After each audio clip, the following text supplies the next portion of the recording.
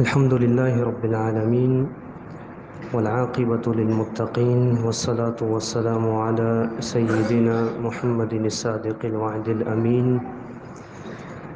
أما بعد فأعوذ بالله من الشيطان الرجيم. بسم الله الرحمن الرحيم. إن الذين بے شک وہ لوگ جاؤ جو لے کر آئے بالافک کھلا جھوٹ، عصبتن وہ ایک گروہ ہے، منکم تمہیں میں سے، لا تحسبوہ نہ تم گمان کرو اس کو اے مومنو، شررن برائی، شر لکم تمہارے لیے، بلکہ ہوا وہ خیر لکم خیر ہے، بہتر ہے، بلائی ہے تمہارے لیے۔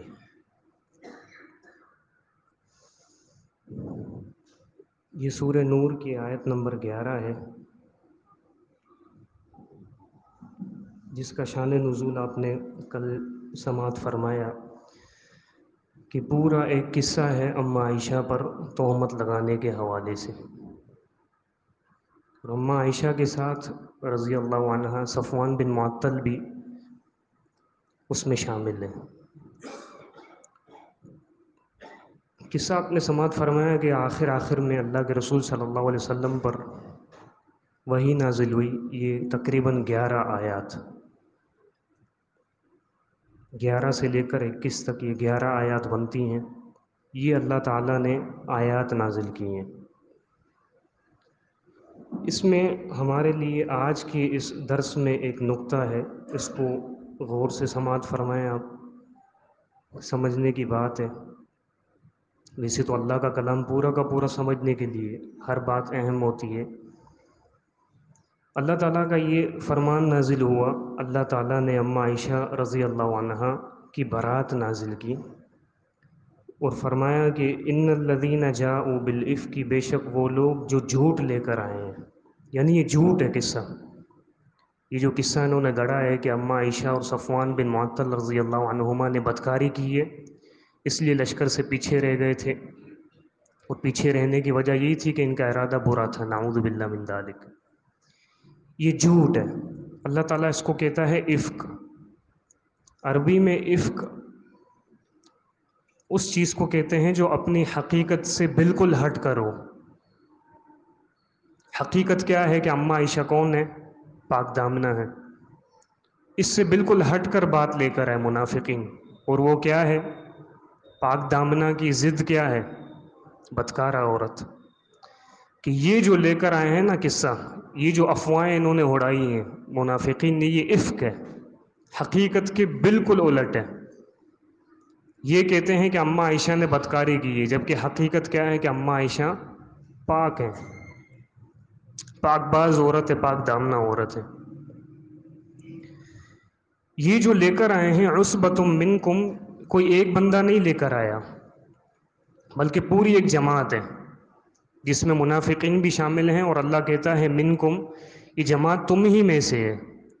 تم ہی میں سے مراد کہ مومنوں، یعنی تم میں سے کچھ مومن بھی اس میں آ گئے ہیں، اس چکر میں، اس پروپیگنڈے میں، اور منکم تم ہی میں سے منافقین بھی ہیں، کیونکہ منافقین بظاہر کون تھے؟ مسلمان تھے، لیکن ان کا رہن سہن، ان کا تعلق مسلمانوں کے ساتھ تھا۔ تو اللہ تعالیٰ نے کہا کہ یہ جماعت جو جھوٹا قصہ گڑھ کے لائی ہے، یہ تم ہی میں سے ہے۔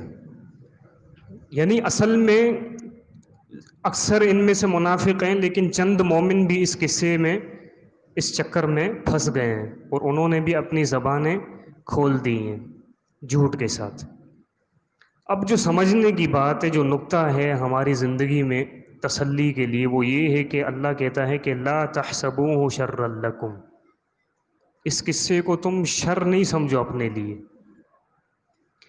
بل ہوا خیر لکم، بلکہ یہ قصہ تمہارے لیے خیر ہے۔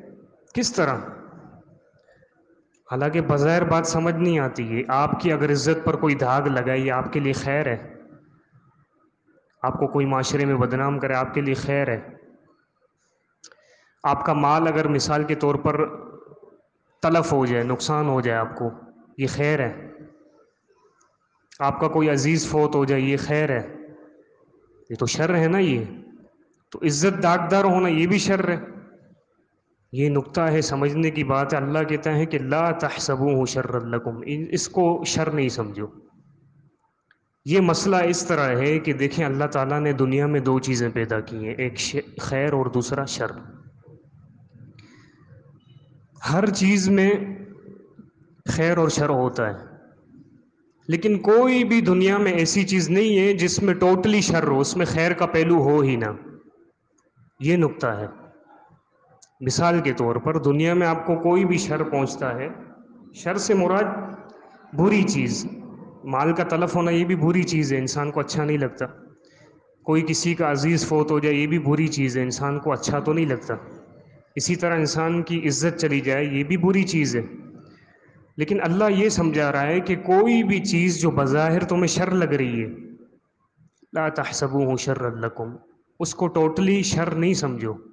دنیا میں کوئی بھی چیز ٹوٹلی شر ہے ہی نہیں کہ جس کو ہم یوں کہیں کہ یار یہ تو بری چیز ہے، اس کا کوئی فائدہ ہی نہیں ہے. نہیں، دنیا میں کوئی ایسی چیز نہیں ہے. یہ ایک مسئلہ ہے اہل علم جس کو ڈسکس کرتے ہیں کہ آیا کوئی ایسی چیز ہے کہ جس کا کوئی فائدہ ہی نہ ہو. تو بعض نے کہا کہ ہاں ہے نا، جہنم میں ابلیس ہے. ابلیس کا کوئی فائدہ ہے؟ جہنم کا کوئی فائدہ ہے؟ جہنم میں آپ کو لذت ملے گی کیا؟ جہنم میں آپ کو ٹھنڈک ملے گی، راحت ملے گی؟ لیکن بعض اہل علم نے کہا کہ کوئی بھی شر مطلق طور پر نہیں ہے، ٹوٹلی شر نہیں ہے. جہنم میں بھی خیر ہے، ابلیس میں بھی خیر ہے. کس طرح؟ اگر اللہ تعالیٰ ابلیس کو پیدا نہ کرتا تو مومن اور کافر اور منافق اور جو نیک اور بدکار ان میں فرق کیسے پتہ چلتا؟ کوئی بہکانے والا ہی نہ ہوتا تو سب کے سب مومن ہوتے، پھر آزمائش کا مقصد فوت ہو جاتا نا. اللہ نے دنیا میں کیوں بھیجا ہے؟ آزمانے کے لیے. لیبلوکم ایکم احسن عملا، کہ کون اچھے عمل کرتا ہے کون نہیں کرتا. اگر شیطان نہ ہوتا تو یہ فرق پتہ چلتا؟ پھر اللہ کس بنیاد پر بندوں کو سزا دیتا، جزا دیتا؟ پھر تو بندے اللہ پر اعتراض کرتے ہیں نا کہ اللہ تو نے مجھے ایسے ہی ڈال دیا جہنم میں. اللہ نے ابلیس کو پیدا کیا. ابلیس بظاہر شر ہے، لوگوں کو کس طرف دھکیلتا ہے؟ برائی کی طرف دھکیلتا ہے، اور برائی جہنم کی طرف لے جاتی ہے. لیکن اس میں خیر ہے، مومنوں کے لیے خیر ہے کہ اس سے اللہ کے مخلص بندے ظاہر ہو جاتے ہیں، جو شیطان کے چکنے میں نہیں آتے، بہکانے میں نہیں آتے، شکنجے میں نہیں آتے. اسی طرح جہنم کو آپ لے لیں، جہنم میں کسی کو لذت تھوڑی ملے گی، بلکہ رسول اللہ صلی اللہ علیہ وسلم کا فرمان ہے کہ جہنم کا صرف ایک چکر اگر کسی بندے کو لگایا جائے تو پوری زندگی کی خوشیاں وہ بھول جائے گا. اس قدر سخت وہ جگہ ہے. وساعت مسیرہ، برا ٹھکانہ ہے، اچھا ٹھکانہ نہیں ہے. نہ وہاں پہ لا یموت فیہا ولا یحیا، نہ زندگی ہے نہ موت ہے، نہ جی رہا ہے نہ مر رہا ہے، عذاب میں مبتلا ہے. تو شر ہے نا یہ. لیکن جہنم میں بھی خیر ہے. کس طرح کہ جہنم اگر نہ ہوتی تو بندے کس چیز کو سامنے رکھ کر ڈرتے اللہ سے؟ جہنم کا سوچ کر ہمیں ڈر نہیں آتا کیا؟ آتا ہے نا. اللہ تعالیٰ ہمارے دلوں میں اپنا خوف پیدا کر دے. وقتی طور پر ایک انسان جب جہنم کے بارے میں تصور کرتا ہے تو اس کا دل گھبراتا ہے، اور اس خوف کی وجہ سے وہ معصیتوں سے بچ جاتا ہے. تو یہ خیر ہے کہ نہیں ہے؟ تو دنیا میں کوئی بھی ایسی چیز نہیں ہے جس میں ٹوٹلی شر ہو کہ اس میں خیر ہو ہی نہ. یہ ایک نقطہ ہے. آپ کو اگر کوئی دنیا میں مصیبت پہنچتی ہے، بظاہر ہم سمجھتے ہیں کہ یار یہ کیا مصیبت آ گئی، لیکن اس کے پیچھے خیر ہوتا ہے، جس کو ہم دوسرے الفاظ میں کہتے ہیں حکمت ہوتی ہے. جس کو ہم کہتے ہیں کہ اللہ کے ہر کام میں حکمت ہے، چاہے وہ اچھا ہو، خیر کا کام ہو، چاہے وہ شر کا کام ہو. خیر پیدا کرنے والا کون ہے؟ اللہ تعالیٰ. شر پیدا کرنے والا کون ہے؟ اللہ تعالیٰ. لیکن شر کوئی بھی ٹوٹلی نہیں ہے، اس کے پیچھے حکمت ہوتی ہے، اس کے پیچھے خیر ہوتا ہے. اس میں کیا خیر ہے اس قصے میں؟ سب سے پہلے اس بات کو سمجھا. اماں عائشہ پر الزام لگا، الزام لگنا بظاہر شر ہے، اماں عائشہ کی عزت کو داغدار کیا گیا. لیکن اللہ کہتا ہے بل ہوا خیر لکم، یہ تمہارے لیے خیر ہے. اس میں کس طرح خیر ہے؟ ایک خیر اس طرح ہے کہ اس قصے کی وجہ سے جو بظاہر شر ہے، برا محسوس ہوتا ہے، برا لگا مومنوں کو، اماں عائشہ کو، ابو بکر رضی اللہ عنہ کو، اماں عائشہ کی والدہ کو، اللہ کے رسول صلی اللہ علیہ وسلم کو، صفوان بن معطل کو، سب کو برا لگا، مومنوں کو برا لگا۔ لیکن اس میں خیر کا پہلو اس طرح ہے کہ اس قصے کی وجہ سے منافقین کا نفاق ظاہر ہو گیا۔ اب آئندہ مومن کیا کریں گے؟ منافقین سے بچیں گے۔ یہ خیر ہے کہ نہیں ہے؟ دوسرا خیر یہ ہے کہ یہ مصیبت ہے، انسان کو مصیبت پہنچتی ہے، شر ہے، لیکن اس کے پیچھے ایک خیر یہ چھپا ہوا ہے کہ جب انسان کسی مصیبت میں صبر کرے گا تو صبر کی بنیاد پر اللہ تعالیٰ اس کو کیا دے گا؟ اجر دے گا۔ یہ خیر ہے کہ نہیں ہے؟ انما یوفی الصابرون اجرہم بغیر حساب، جو صبر کرنے والے ہیں اللہ کہتا ہے ان کا کوئی حساب ہی نہیں ہے اجر میں، یعنی ان کا اکاؤنٹ بند ہوتا ہی نہیں ہے، نیکیوں کا چلتا رہتا ہے بغیر حساب کے۔ تو یہ خیر ہے کہ نہیں ہے؟ مصیبت میں اگر کسی بندے کو مصیبت ہے اس میں صبر کرے۔ رسول اللہ صلی اللہ علیہ وسلم کا فرمان ہے صحیح مسلم میں، آپ نے فرمایا کہ ایک مسلمان، اس کو اگر بھوک بھی لگتی ہے، حالانکہ بھوک ایک فطرتی تکلیف ہے، کسی اور نے آپ کو تکلیف نہیں دی ہے کہ نہیں ہے؟ اگر بھوک بھی لگتی ہے، ذہنی ٹینشن ہوتی ہے، انسان کو کسی بھی چیز کے بارے میں سوچتا ہے، تکلیف ہوتی ہے کہ نہیں ہوتی؟ مینٹلی تکلیف، فزیکلی نہیں ہوتی، آپ کو کوئی زخم نہیں لگ رہے ہوتے سوچ کر، لیکن مینٹلی تکلیف ہوتی ہے۔ آپ کو ذرا سا پھوڑا بھی نکل رہا ہے، تکلیف ہوتی ہے کہ نہیں؟ کانٹا لگ جائے، تکلیف ہوتی ہے کہ نہیں؟ بالکل معمولی تکلیف ہے۔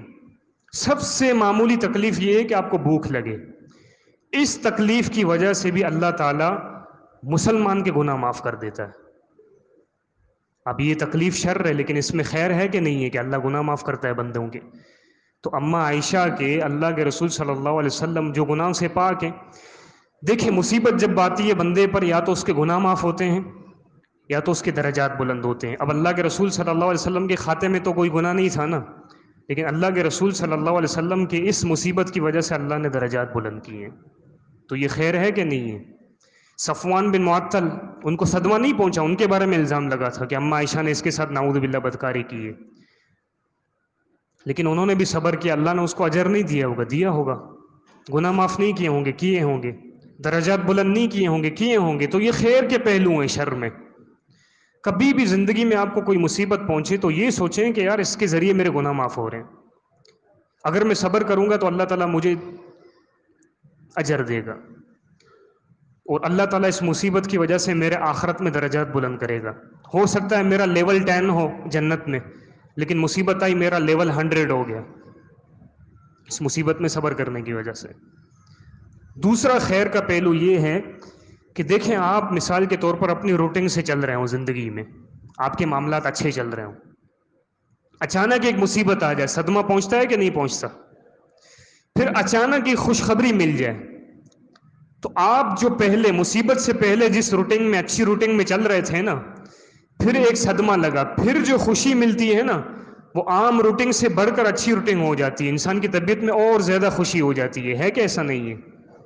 مثال کے طور پر آپ اچھے سے چل رہے ہیں، اپنی روٹین میں چل رہے ہیں، آپ کو کوئی کام ملا، آپ کا کام پھنس گیا، آپ پریشان ہو جاتے ہیں، لیکن جب آپ کا کام ہو جائے تو آپ کو کتنی خوشی ہوتی ہے کہ نہیں ایسا؟ اماں عائشہ، صفوان بن معطل، اللہ کے رسول صلی اللہ علیہ وسلم، ابو بکر رضی اللہ عنہ اور دیگر مومنین اپنی روٹین میں چل رہے تھے نا، غزوے سے واپس آئے، ایک مصیبت آ گئی۔ وہ مصیبت کیا آئی کہ اماں عائشہ کے اوپر الزام لگا، جو کہ صفوان بن معطل پر بھی الزام تھا، ابو بکر رضی اللہ عنہ کی بیٹی تھی ان پر بھی الزام تھا، اللہ کے رسول صلی اللہ علیہ وسلم کی گھر والی تھی تو ان پر بھی الزام ہے، مومنوں کی ماں ہے تو مومنوں پر بھی الزام ہے۔ اب عام روٹین جو چل رہی تھی اچانک تکلیف میں زندگی تبدیل ہو گئی، پھر اللہ تعالیٰ نے یہ آیات نازل کی، اماں عائشہ کی، اللہ کے رسول کی، ابو بکر کی اور مومنوں کی اور صفوان بن معطل کی دل جوئی کی اللہ تعالیٰ نے۔ تو مصیبت پر جو یہ اچانک خوشی ملی، تو یہ خوشی ان کو جو پہنچی ہے نا، انہوں نے جو محسوس کی ہے وہ انہی کو ہی پتہ ہے کہ کس قدر یہ خیر ان کو ملا ہے۔ تو ایک زندگی روٹین سے چل رہی ہو، اچانک اس میں مصیبت ہے اور اچانک خیر آ جائے، تو جس انسان کو یہ چیز یعنی فیز کر رہا ہے، جو یہ معاملہ فیز کر رہا ہے کہ عام روٹین سے ہٹ کر مصیبت میں مبتلا ہوا، پھر مصیبت سے ہٹ کر اچانک خوشی میں مبتلا ہوا، اس کو جو خیر ملتا ہے نا، خوشی ملتی ہے، طبیعت میں ایک خوش طبع یعنی وہ اپنے آپ کو محسوس کرتا ہے، وہ اسی کو ہی پتہ ہے۔ وہ کس طرح کا خیر حاصل کر رہا ہے. آ رہی ہے سمجھ میں نہیں کہ بات یہ خیر ہے. دیکھیں اب ہمارے لیے نقطہ یہ ہے کہ انسان ہماری زندگی میں بھی مصیبتیں آتی ہیں، اس میں بھی بہت سارا خیر ہوتا ہے. وہ خیر کس طرح ہوتا ہے؟ ہمیں مصیبت میں صبر کرنا چاہیے، اللہ اجر دے گا، اللہ ہمارے درجات بلند کرے گا. اور کبھی کبھی آپ دیکھتے ہیں کہ ہماری زندگی میں جو مصیبت آتی ہے اللہ تعالیٰ ہماری زندگی میں ہمارے حاسدین کو ظاہر کر دیتا ہے کہ نہیں ہے ایسا؟ آپ کو کوئی نقصان پہنچتا ہے، آپ کا قریبی دوست ہوتا ہے، رشتہ دار ہوتا ہے، جو بظاہر بڑا اچھا رشتہ دار، اچھا دوست ہے، لیکن جیسے مصیبت پہنچتی ہے اس کا چہرہ ظاہر ہو جاتا ہے کہ یہ کبھی آپ سے خوش تھا ہی نہیں آپ کی نعمتوں پر. آج آپ سے اللہ نے نعمت چھینی ہے تو آج اس کو خوشی ہو رہی ہے کہ نہیں ہے ایسا؟ تو یہ خیر ہے کہ آپ کے سامنے یہ حاسدین ظاہر ہو جاتے ہیں، آپ کے دشمن ظاہر ہو جاتے ہیں، پھر آپ سے ان کے لیے بچنا آسان ہو جاتا ہے آگے زندگی میں کہ اچھا یہ میرا حاسد ہے، آج کے بعد اس کے سامنے کبھی بھی اپنی نعمتیں ظاہر نہیں کروں گا. اور دیکھیں اللہ تعالیٰ نے جو بھی شر پیدا کیا ہے یا تو اس کا نتیجہ ہمیں پتہ چل جاتا ہے یا نتیجہ پتہ نہیں چلتا. اور دوسری بات یہ کہ کبھی کبھی نتیجہ نکلنے میں بہت دیر لگ جاتی ہے. ہر شر میں خیر ہوتا ہے اس بات کو سمجھیں، لیکن اس کا نتیجہ نکلنے میں کبھی کبھی بہت دیر لگ جاتی ہے. اماں عائشہ کو یہ شر پہنچا کہ نہیں پہنچا؟ لیکن اس شر میں جو خیر کا نتیجہ نکلنا تھا وہ کتنے ٹائم میں نکلا؟ 1 مہینے میں. اب جس کی عزت داغدار ہو اس کے لیے ایک دن بھی گزارنا مشکل ہوتا ہے معاشرے میں، وہ کسی کو اپنا منہ دکھانے کے لائق نہیں سمجھتا. تو 1 مہینے کی مدت اماں عائشہ، اللہ کے رسول صلی اللہ علیہ وسلم، ابو بکر، صفوان بن معطل رضی اللہ عنہ، ان سب کے لیے بھاری تھا بہت. اس کی دوسری مثال قرآن مجید میں ہی 2 انبیاء کا ذکر ہے، یعقوب علیہ الصلوۃ والسلام اور یوسف علیہ الصلوۃ والسلام. یوسف علیہ الصلوۃ والسلام کو بھائیوں نے کس میں پھینک دیا؟ کنویں میں. خاندان سے، گھر والوں سے الگ کر دیا. یہ شر ہے یا خیر ہے؟ یہ شر ہے، برائی ہے. لیکن اس شر کا نتیجہ کیا نکلا کہ اللہ تعالیٰ نے یوسف علیہ الصلوۃ والسلام کو مصر کا کیا بنا دیا؟ خزانچی بنا دیا، بادشاہ بنا دیا. اور پھر ایک مدت کے بعد دوبارہ گھر والوں کے ساتھ یوسف علیہ الصلوۃ والسلام کو ملا دیا. اب وہ شر جو بچپن میں بھائیوں نے یوسف علیہ الصلوۃ والسلام کے ساتھ کیا تھا، کنویں میں پھینکا تھا، اس میں خیر تھا، لیکن وہ کتنا لمبا نتیجہ تھا. بچپن میں شر ہوا اور اس میں جو خیر چھپا ہوا تھا وہ نتیجہ کب نکلا؟ جوانی میں. ایک انسان کی زندگی گزر گئی. باپ اس غم میں اپنی بینائی کھو گیا، اندھا ہو گیا، بوڑھا ہو گیا، غم سے نڈال ہو گیا کہ دوسرے بیٹے یہ کہنے لگے کہ آپ تو یوسف کے غم میں اتنا مبتلا ہیں کہ حتی تکون حرضا او تکون من الہالکین، ہمیں لگتا ہے کہ آپ پگھل جائیں گے، اتنے کمزور ہو گئے، یا ہمیں لگتا ہے آپ غم سے پھٹ کر مر جائیں گے. تو کبھی کبھی ہماری زندگی میں جو مصیبتیں پہنچتی ہیں ان میں خیر تو ہوتا ہے لیکن وہ نکلنے میں ٹائم لگ جاتا ہے، ہمیں صبر نہیں آتا. لیکن صبر کرنا پڑے گا، صبر کے بغیر چارہ نہیں ہے اور کچھ بھی نہیں ہے. کیونکہ صبر ایک چیز ہے جو انسان کو ہر موقع پر مہیا ہو سکتا ہے. ہر وقت آپ کو نعمتیں نہیں ملتی ہے کہ نہیں ہے ایسا؟ ہر وقت آپ کو مال نہیں ملتا، ہر وقت آپ کو عزت نہیں ملتی، ہر وقت آپ کو آپ کی محبوب چیز، پسندیدہ چیز نہیں ملتی. لیکن صبر تو آپ کر سکتے ہیں نا. مثال کے طور پر آج مال ہے، کل نہیں ہے، کل تلف ہو سکتا ہے. آج اولاد ہے، کل اللہ چھین سکتا ہے. آج آپ کے عزیز ہیں، کل وہ فوت ہو سکتے ہیں. آج آپ کی عزت ہے، کل وہ داغدار ہو سکتی ہے. لیکن آپ سے آپ کا صبر کوئی بھی نہیں چھین سکتا، ہے کہ نہیں ایسا؟ اگر آپ کے پاس صبر ہے تو مال نہیں بھی ہے آپ زندگی گزار لیں گے. آپ کے پاس صبر ہے، آپ کا کوئی عزیز اللہ نے آپ سے چھین لیا، آپ گزار لیں گے زندگی. آپ کے پاس صبر ہے، آپ کی عزت بھی کسی نے داغدار کی ہے تو بھلے اس کو ٹائم لگ جائے بحال ہونے میں، لیکن آپ کے پاس صبر ہے تو آپ کی زندگی کوئی بھی اجیرن نہیں کر سکتا، آپ اچھے سے جی سکتے ہیں. اور آپ جیسا معاشرے میں کوئی مضبوط بھی نہیں ہوگا، کیونکہ اللہ تعالیٰ بندوں کو آزماتا ہے. شر، آزمائش شر ہے نا، اچھی تھوڑی لگتی ہے انسان کو، لیکن اس میں ایک خیر یہ بھی چھپا ہوا ہوتا ہے کہ اللہ تعالیٰ بندے کو مضبوط کرنا چاہتا ہے کہ آج اس مصیبت میں اس کو مضبوط کروں تاکہ کل کو اس کے اوپر کوئی اور بڑی مصیبت ہے اس کے لیے تیار رہے گی. ورنہ ہماری زندگی میں اگر صبر نہیں ہوگا نا تو ہم پر چھوٹی سی مصیبت بھی آئے گی ہم پریشان ہو جائیں گے، ہم لوگوں سے شکایتیں کرتے پھریں گے. اللہ اس لیے آزماتا ہے، آزمائش شر ہے، لیکن اس لیے اللہ تعالیٰ بندے کے ساتھ شر کا معاملہ کرتا ہے تاکہ میرا بندہ اندر سے مضبوط ہو کہ آگے جا کے کوئی بڑی مصیبت اس پر آئے تو یہ اس سے نمٹنے کے لیے پہلے ہی تیار رہے۔ اور آخری نقطہ آج کے درس میں یہ ہے کہ دیکھیں خیر کا پیدا کرنے والا بھی اللہ تعالیٰ ہے، شر کا پیدا کرنے والا بھی اللہ تعالیٰ ہے، لیکن اللہ تعالیٰ کا ادب یہ ہے کہ خیر کی نسبت اس کی طرف کی جائے۔ آپ کو زندگی میں جو بھی خیر پہنچے آپ کہیں کہ اللہ نے مجھے دیا ہے، اللہ نے مجھے اولاد دی، اللہ نے مجھے عزت دی، اللہ نے مجھے مال دیا ہے، اللہ نے مجھے فلاں نعمت دی ہے۔ لیکن آپ کی زندگی میں کبھی بھی برائی پہنچے، مصیبت پہنچے، شر پہنچے تو کبھی بھی اس کی نسبت اللہ کی طرف نہیں کرنا۔ یہ اللہ کے ساتھ ادب ہے۔ ہمارا ایمان ہے کہ کل من عند اللہ، اللہ تعالیٰ کا خود فرمان ہے سورہ نساء میں، اے پیغمبر صلی اللہ علیہ وسلم آپ ان سے کہہ دیں کہ ہر چیز اللہ کی طرف سے ہے، خیر بھی اللہ کی طرف سے ہے، خیر کا پیدا کرنے والا بھی اللہ تعالیٰ ہے، شر بھی اللہ کی طرف سے ہے، شر کا پیدا کرنے والا بھی کون ہے؟ اللہ تعالیٰ۔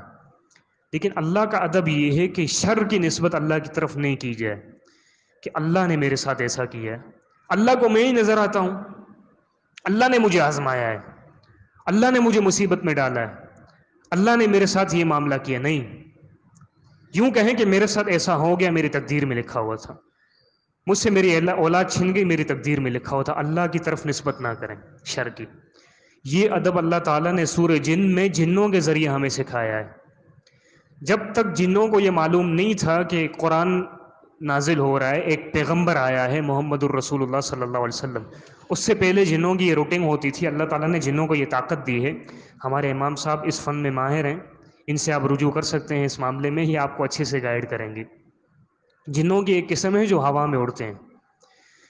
نبوت سے پہلے جن ہوا میں اڑ کر آسمانوں میں جا کر، ان کی جگہ مخصوص تھی، وہاں بیٹھ کر وہ آسمان میں اللہ تعالیٰ کی طرف سے جو آرڈر جاری ہوتے تھے ان کو براہ راست خود سنتے تھے۔ لیکن جب اللہ کے رسول صلی اللہ علیہ وسلم نبی بنے تو پھر اللہ تعالیٰ نے جنوں کا یہ معاملہ ختم کر دیا، لیکن جنوں کو پتہ نہیں تھا کہ کیا ہو رہا ہے۔ وہ اس طرح ختم کیا کہ نبوت کے بعد جب بھی کوئی جن اوپر جاتا تھا آسمان میں باتیں سننے کے لیے تو اس کے پیچھے ایک ستارہ لگتا تھا شعلہ بن کر، اور وہ جن کو بھسم کر دیتا تھا، جلا دیتا تھا۔ جن پریشان ہو گئے کہ یہ کیا ہو گیا معاملہ، چلو زمین میں تلاش کرتے ہیں، کچھ نہ کچھ معاملہ ہوا ہے، اس وجہ سے ہمیں بیٹھنے نہیں دیا جا رہا آسمانوں میں۔ جب وہ ڈھونڈتے رہے تو مکہ کے اوکاز بازار میں اللہ کے رسول صلی اللہ علیہ وسلم فجر کی نماز پڑھا رہے تھے اور قرآن کریم تلاوت کر رہے تھے۔ اس وقت انہوں نے دیکھا کہ اچھا ایک نبی آ گیا ہے اور اللہ نے وحی کا سلسلہ جاری کر دیا ہے، اس لیے ہمارا بیٹھنا ابھی ممنوع ہے۔ لیکن اس قصے میں جنہوں نے ایک بات کہی تھی جس کا ذکر اللہ تعالیٰ نے سورہ جن میں کیا ہے، جو ایک ادب پر مشتمل بات ہے، بہت ہی ادب ہے، یوں سمجھیں کہ توحید سے بھرپور ادب ہے یہ، جو اللہ تعالیٰ نے جنوں کے کلام کو نقل کر کے اپنے کلام میں ہمیں تعلیم دی ہے۔ وہ ان کا جملہ کیا تھا؟ انہوں نے یہ کہا کہ وَأَنَّا لَا نَدْرِي أَشَرٌ أُرِيدَ بِمَنْ فِي الْأَرْضِ أَمْ أَرَادَ بِهِمْ رَبُّهُمْ رَشَدًا۔ خیر کا بھی ذکر کیا، شر کا بھی ذکر کیا، لیکن خیر کی نسبت جنوں نے اللہ کی طرف کی، شر کی نسبت اللہ کی طرف نہیں کی۔ کن الفاظ سے؟ جب یہ معاملہ ہوا کہ یار ہمیں بیٹھنے کیوں نہیں دیا جا رہا آسمان میں، تو انہوں نے ایک جملہ کہا کہ کیا ہمارے رب نے ہمارے ساتھ خیر کا ارادہ کیا ہے؟ اللہ کا نام لیا کہ نہیں لیا؟ یا ہمارے ساتھ شر کا ارادہ کیا گیا ہے؟ حالانکہ کہنا کیا چاہیے تھا کہ کیا ہمارے رب نے ہمارے ساتھ خیر کا ارادہ کیا ہے یا ہمارے رب نے ہمارے ساتھ شر کا ارادہ کیا ہے؟ لیکن الفاظ یہ نہیں ہے۔ کیا الفاظ ہیں؟ اَنَّا لَا نَدْرِي أَشَرٌ أُرِيدَ بِمَنْ فِي الْأَرْضِ، کیا شر کا ارادہ کیا گیا ہے ہمارے ساتھ؟ کرنے والا کون ہے؟ اللہ تعالیٰ ہے، لیکن اللہ کا نام نہیں لیا۔ تو آپ کی زندگی میں جب بھی مصیبت پہنچے، شر پہنچے، اس کی نسبت اللہ کی طرف مت کریں۔ حالانکہ شر اللہ پیدا کرنے والا ہے۔ شر کس کی طرف سے آتا ہے؟ مصیبت کس کی طرف سے آتی ہے؟ ما اصاب من مصیبت الا باذن اللہ، اللہ کی طرف سے آتی ہے، لیکن اس کی نسبت نہ کرنا یہ مکمل توحید ہے۔ اللہ تعالیٰ سے دعا ہے کہ اللہ تعالیٰ ہمیں ان باتوں کو سمجھنے کی توفیق عطا فرمائے۔ وآخر دعوانا ان الحمد للہ رب العالمین۔ اس ویڈیو کو زیادہ سے زیادہ شیئر کیجیے اور ہمارے چینل سبحانی مسجد لیاری کو سبسکرائب کیجیے اور صدقہ جاریہ کے مستحق بنیے۔ جزاکم اللہ خیرا کثیرا فی الدنیا والآخرہ۔